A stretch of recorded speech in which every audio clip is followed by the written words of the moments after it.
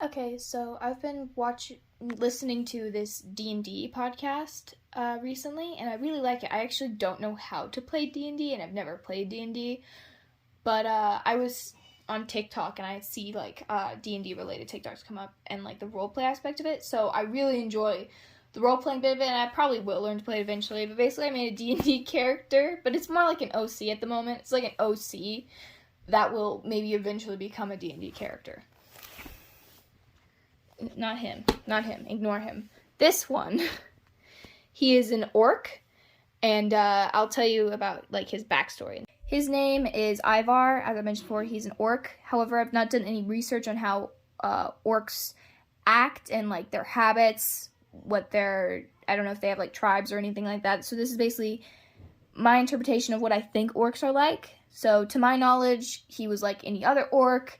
He was violent, bloodthirsty, didn't really care for others, didn't have much compassion or any of that stuff.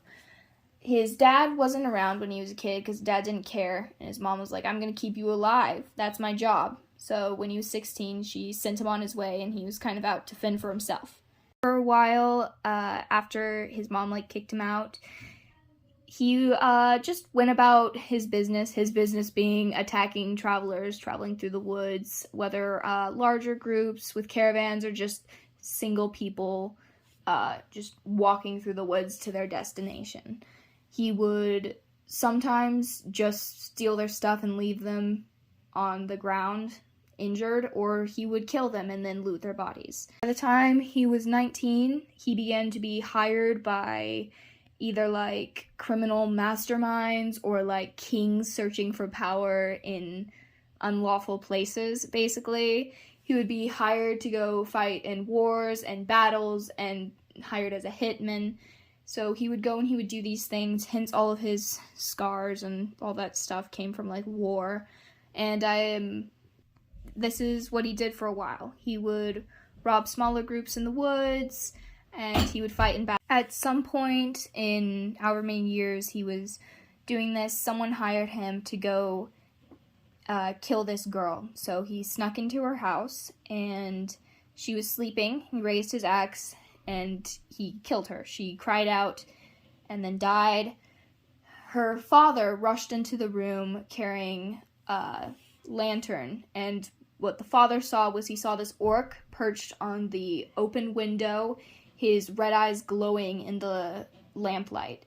Then Ivar jumped down into the street and disappeared into the night. This father promised himself that he would not rest until the day he made this orc pay for what he had done to his daughter. The father, it took, I don't know, maybe 2-3 years, I don't know, somewhere around there for him to finally seize the opportunity. It wasn't I guess it was kind of difficult, but Ivar wasn't necessarily trying to keep on the low. You know, there were still many violent outbursts that got out to the public, so word spread, and the father was able to kind of track him down. He engaged in battle with Ivar, and they were fighting. They both sustained injuries, but the father, in a blind rage, hacked at Ivar's eye, giving him many scars, and that is why Ivar has only one eye. The other side is just a massive scarred skin.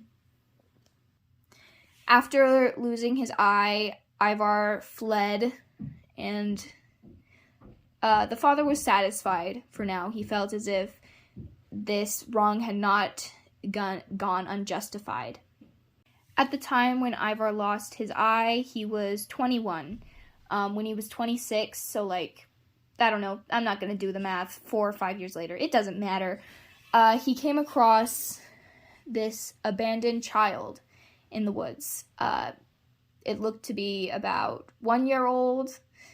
It was wrapped in a cloth and laid on the ground on the moss. Something about the sweet innocence on this child's face warmed Ivar's war-hardened heart, and he picked up the child and he actually took it into his care. He vowed that he would work on his violent ways, and he did. He managed to never once inflict any injury upon this child. He changed his ways, this murderous instinct that had been planted into his blood from his race. He managed to overcome that so he could be a good guardian to this child. The child was a female dryad, and he took her in as his daughter and raised her as his own. For now, he gave her the name Potato Sack because it was supposed to just be a random name I gave the child. I was like, yeah, what name should I give for now? Potato Sack. It wasn't supposed to be permanent, but then I got attached, so that is the child's name now. This orc is stupid at naming children. So, yeah, Potato Sack, the Dryad. Oh, I forgot to mention, but when he found this child, he fled from, I guess, the orcs' territory or wherever they hung out, whatever. He fled because he did not want them to cause any harm to this child. So he fled into the woods. For several days, he was traveling. He would build temporary shelters, and he made sure to feed this child. She was like 1, so she could have solid food. It was fine. After several days of traveling, he found a place far enough away and secluded enough that he felt it was safe. So he began building a cottage for the two of them.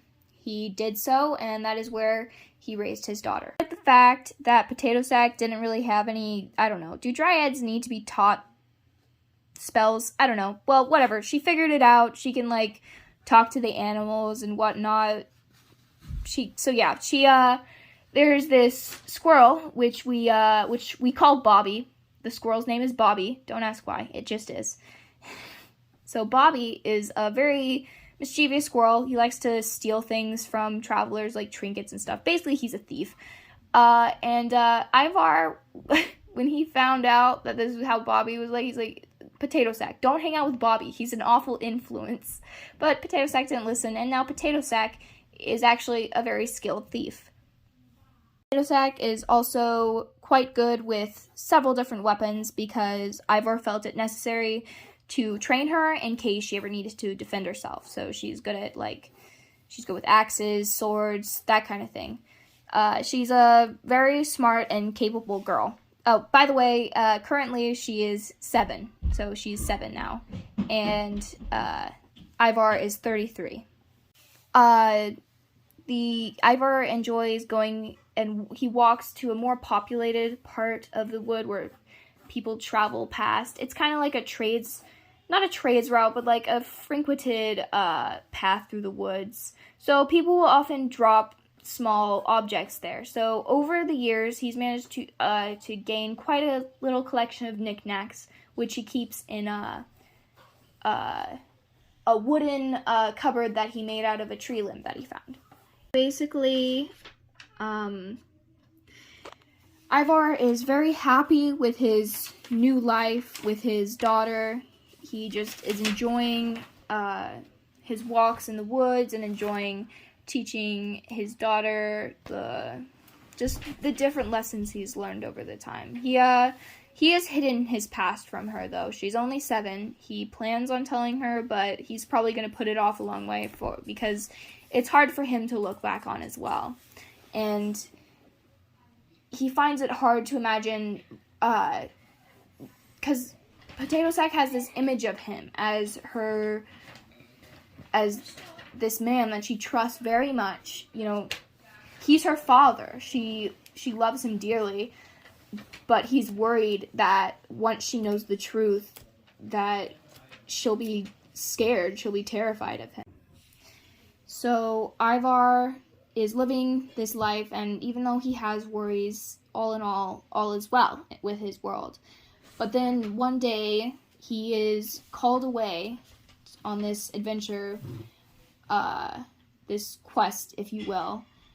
But in this quest, he's going to have to engage in battle. He's, all this time, for however many years, 6 years, he's kept away from violence. He's buried his violence deep down, but he's worried that once he actually engages in battle and begins fighting again, that all of his progress that he's made will be lost. He's worried he will lose himself again. Anyway, that is all for now. Thank you so much for listening. And yeah, I just find this really cool. Again, have not played or learned D&D at all. I plan to. My hope is that I can find someone who already knows it, and I can just ask them a bunch of questions. Hopefully. Anyway, so yeah, this is my D&D character, or I guess future D&D character, because he's not really yet. Yeah, future D&D character. Thank you for listening. Goodbye.